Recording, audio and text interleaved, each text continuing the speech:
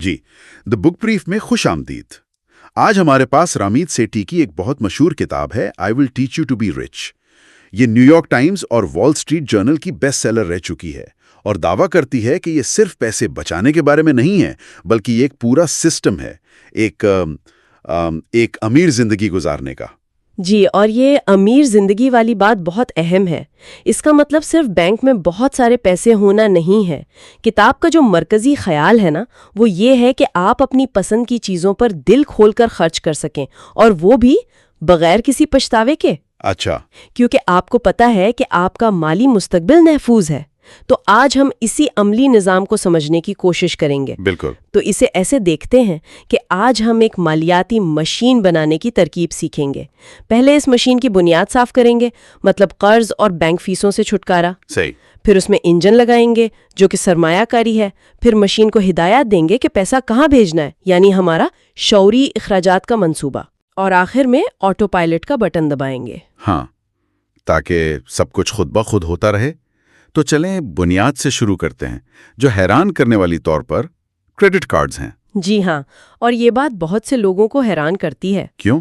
مطلب لوگ تو سمجھتے ہیں کہ دولت کا تعلق سیدھا اسٹاک مارکیٹ سے ہے۔ لوگ یہی سوچتے ہیں، لیکن سیٹھی کہتے ہیں کہ شروعات آپ کے بٹوے میں موجود اس چھوٹے سے پلاسٹک کے ٹکڑے سے ہوتی ہے۔ دیکھیں، ایک اچھا کریڈٹ سکور صرف قرض لینے کے لیے ضروری نہیں ہے، یہ آپ کو زندگی بھر میں ہزاروں بلکہ لاکھوں روپے بچا سکتا ہے۔ وہ کیسے؟ جب آپ گاڑی یا گھر کے لیے قرض لیتے ہیں تو ایک اچھا کریڈٹ سکور آپ کو کم شرح سود دلاتا ہے۔ اس کا سیدھا مطلب ہے کہ آپ بینک کو کم پیسے ادا کرتے ہیں۔ کتاب میں کریڈٹ کارڈز کے 6 احکام کا بھی ذکر ہے۔ یہ سننے میں تو کافی سنجیدہ لگتا ہے۔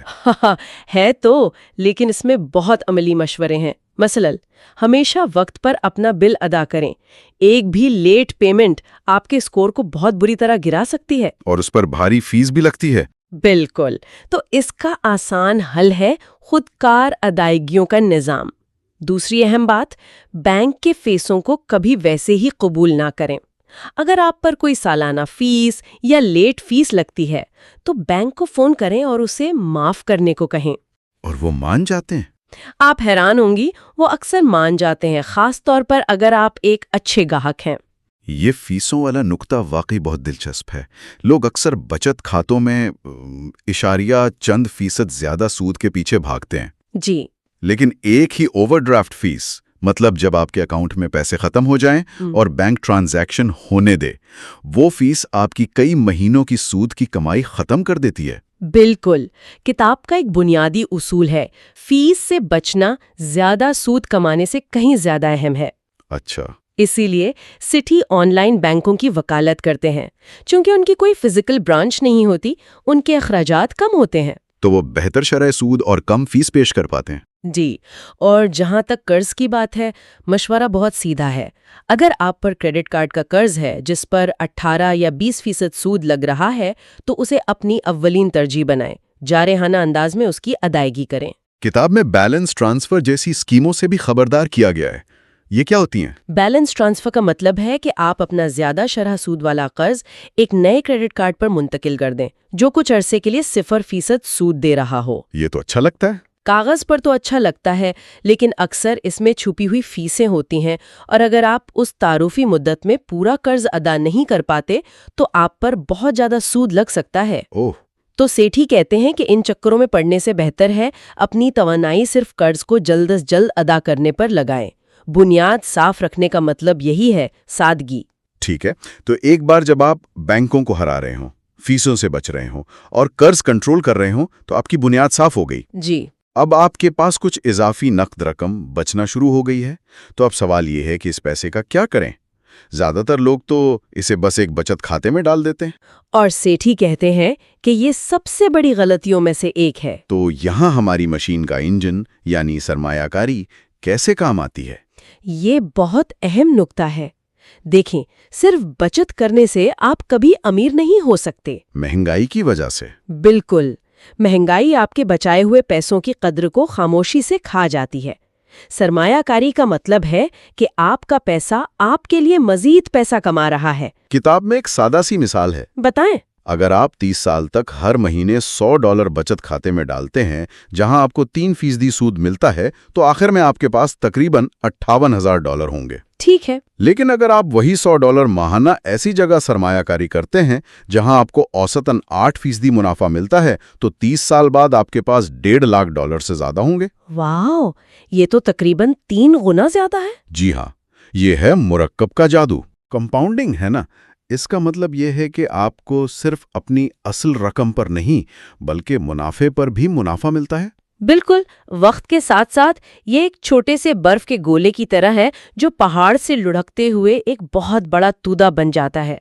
शुरू में इजाफा सुस्त लगता है, लेकिन 10, 20, 30 सालों में इसके नताइज हैरानकुन होते हैं। इसीलिए जल्द शुरू करना बहुत जरूरी है। जी, चाहे आप छोटी रकम से ही क्यों न शुरू करें। लेकिन बहुत से लोग, खास तौर पर नौजवान, सरमायाकारी से डरते हैं। उन्हें लगता है कि ये बहुत पेचीदा है या उन्हें कोई माहिर बनने की जरूरत है। और सेठी इसी सोच को चैलेंज करते हैं। किताब का एक बहुत ही दिलचस्प हिस्सा मालियाती माहिरीन के अफसाने के बारे में है। अच्छा, सेठी कहते हैं कि मालियाती इंडस्ट्री आपको ये यकीन दिलाना चाहती है कि आप खुद से सरमायाकारी नहीं कर सकते। वो एक तहकीक का हवाला देते हैं जिसमें शराब चखने वाले माहिर एक महंगी और सस्ती शराब में फर्क नहीं बता पाए। इसी तरह एक और तहकीक बताती है कि तकरीबन 75% पेशावर फंड मैनेजर्स, यानी वो लोग जिन्हें मार्केट को हराने के लिए भारी तनख्वाहें दी जाती हैं, वो दरअसल मार्केट की औसत कारकर्दगी को भी नहीं हरा पाते। क्या 75%? ये तो हैरानकुन बात है। मतलब लोग माहिरीन को भारी फीस देते हैं और वो अपना काम ही नहीं कर पाते। ज्यादातर नहीं कर पाते।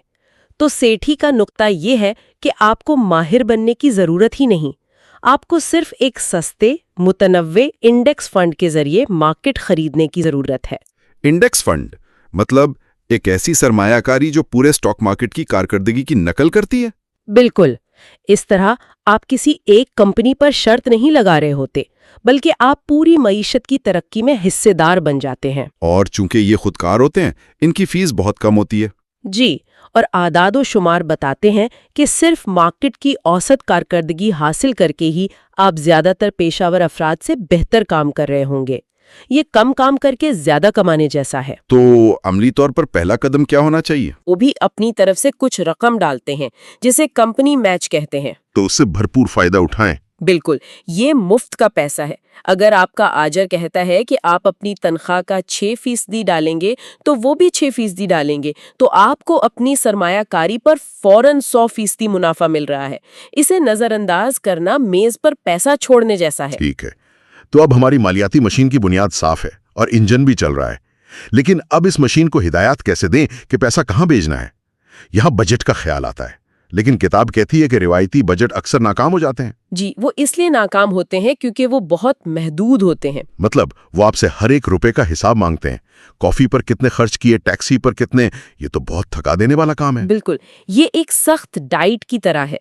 कुछ दिन तो चलती है लेकिन पायदार नहीं होती, और इसकी वजह से लोग पैसे के बारे में मुजरिम महसूस करने लगते हैं। तो अगर बजट बनाना काम नहीं करता तो क्या मुतबादिल है? किताब एक बहुत ही ताकतवर तस्वुर पेश करती है जिसे वो शऊरी अखराजात का मंसूबा कहते हैं। Conscious spending plan. जी, इसका मकसद ये नहीं कि आप किस चीज पर खर्च ना करें, बल्कि ये है कि आप पहले से फैसला करें कि आपका पैसा कहाँ जाएगा।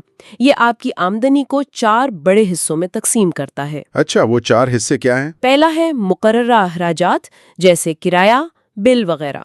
ये आपकी आमदनी का 50 से 60% होना चाहिए। दूसरा है तवील मुद्दती सरमायाकारी, जो कम से कम 10% होनी चाहिए। जी।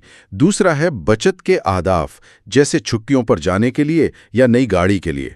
ये 5 से 10% हो सकता है। और चौथा हिस्सा, वो सबसे दिलचस्प लगता है। हाँ, जी हाँ, चौथा और सबसे इनकलाबी हिस्सा है बगैर पछतावे के खर्च करने वाली रकम, गिल्ट फ्री स्पेंडिंग मनी। ये कितना हो सकता है? आपकी आमदनी का 20 से 35%, ये वो पैसा है जिसे आप अपनी पसंद की किसी भी चीज पर खर्च कर सकते हैं, चाहे वो महंगे जूते हों, दोस्तों के साथ बाहर खाना हो या कोई शौक हो। اور اس میں کوئی جرم کا احساس نہیں ہوتا؟ بالکل نہیں، کیونکہ آپ کو پتا ہے کہ آپ کے بل ادا ہو چکے ہیں، آپ کی سرمایہ کاری ہو رہی ہے اور آپ اپنے بچت کے اہداف کے لیے بھی پیسے الگ کر رہے ہیں۔ یہ تو نفسیاتی طور پر بہت آزاد کرنے والا تصور ہے۔ کتاب میں ایک جوتے کی شوقین خاتون کی مثال بھی ہے، وہ اس منصوبے کو کیسے استعمال کرتی ہے؟ کتاب میں بتایا گیا ہے کہ وہ خاتون جانتی ہے کہ اسے مہنگے ڈیزائنر جوتوں کا شوق ہے، تو وہ شعوری طور پر فیصلہ کرتی ہے کہ وہ اس پر زیادہ خرچ کرے گی۔ لیکن اس کو ممکن بنانے کے لیے وہ کہیں اور کٹوتی کرتی ہوگی، ہے نا؟ جی، وہ زندگی کے دوسرے حصوں میں بے رحمی سے کٹوتی کرتی ہے۔ شاید وہ ایک چھوٹے اپارٹمنٹ میں رہتی ہے یا پبلک ٹرانسپورٹ استعمال کرتی ہے۔ یہ کفایت شعاری اور کنجوسی کے فرق کو واضح کرتا ہے۔ اچھا، کنجوسی کا مطلب ہر چیز پر نہیں کہنا ہے، کفایت شعاری کا مطلب ان چیزوں پر دل کھول کر ہاں کہنا ہے جو آپ کے لیے اہم ہے اور باقی ہر چیز پر نہیں کہنا ہے۔ تو اب ہمارے پاس ایک صاف بنیاد ہے، ایک طاقتور انجن ہے اور ہدایات بھی ہیں، لیکن یہ سب کچھ منظم کرنا اب بھی بہت زیادہ کام لگ رہا ہے۔ ہر مہینے پیسے منتقل کرنا، بل ادا کرنا۔ آپ صحیح کہہ رہے ہیں، اور کتاب اسی کا حل پیش کرتی ہے۔ یہیں پر آٹو پائلٹ کا بٹن آتا ہے۔ آٹومیشن۔ بالکل، یہ اس پورے نظام کا آخری اور سب سے اہم حصہ ہے۔ سیٹھی کا کہنا ہے کہ آپ کو اپنی قوت ارادی پر بھروسہ نہیں کرنا چاہیے، اس کے بجائے ایک ایسا نظام بنائیں جہاں آپ کے اچھے مالی فیصلے خود بخود ہو جائیں۔ یہ نظام عملی طور پر کیسا لگتا ہے؟ مطلب پیسے کا بہاؤ کیسا ہوتا ہے؟ تصور کریں، آپ کی تنخواہ آپ کی چیکنگ اکاؤنٹ میں آتی ہے، اسی دن خودکار ٹرانسفرز شروع ہو جاتے ہیں۔ اچھا، ایک حصہ سیدھا آپ کے ریٹائرمنٹ سرمایہ کاری اکاؤنٹ میں چلا جاتا ہے، دوسرا حصہ آپ کے بچت کھاتے میں منتقل ہو جاتا ہے جہاں آپ اپنی چھٹیوں کے لیے بچت کر رہے ہیں، تیسرا حصہ آپ کے کریڈٹ کارڈ کا بل مکمل طور پر ادا کرنے کے لیے چلا جاتا ہے، اور مقررہ اخراجات جیسے کرایہ اور بل؟ وہ بھی اسی اکاؤنٹ سے خود بخود ادا ہو جاتے ہیں۔ جو کچھ بھی آپ کے چیکنگ اکاؤنٹ میں بچتا ہے وہ آپ کی بغیر پچھتاوے کے خرچ کرنے والی رقم ہے۔ واہ، تو حساب کتاب کرنے کی ضرورت ہی نہیں، نظام یہ آپ کے لیے کرتا ہے۔ بالکل، لیکن اس کے پیچھے نفسیات کیا ہے؟ کیا یہ صرف سہولت کے بارے میں ہے؟ یہ سہولت سے کہیں زیادہ ہے، یہ ڈیفالٹ کی طاقت کا استعمال کرتا ہے۔ Power of defaults. جی، انسان فطرتاً سست ہوتا ہے۔ ہم اکثر وہی کرتے ہیں جو سب سے آسان ہو۔ اگر اچھے مالی فیصلے جیسے ہر مہینے سرمایہ کاری کرنا، خودکار اور ڈیفالٹ آپشن ہوں تو ہمیں ان کے بارے میں سوچنے کی ضرورت نہیں پڑتی۔ تو اس نظام کو ترتیب دینے میں شاید کچھ گھنٹے لگیں؟ جی، شاید چند گھنٹے، لیکن ایک بار یہ قائم ہو جائے تو آپ مہینے میں صرف 30 منٹ میں اپنے تمام مالی معاملات کا جائزہ لے سکتے ہیں۔ آپ کا پیسہ پس منظر میں آپ کے لیے کام کرتا رہتا ہے جبکہ آپ اپنی زندگی جیتے ہیں۔ اور اس سے ذہنی دباؤ بھی بہت کم ہوتا ہوگا۔ یہ فکر نہیں رہتی کہ بل وقت پر ادا ہوا یا نہیں، یا اس مہینے کافی بچت کی یا نہیں۔ یہی اس کا سب سے بڑا فائدہ ہے۔ یہ آپ کو ذہنی توانائی دیتا ہے تاکہ آپ اپنی زندگی کے دوسرے زیادہ اہم پہلوؤں پر توجہ مرکوز کر سکیں، آپ کا کیریئر، آپ کے تعلقات، آپ کے شوق۔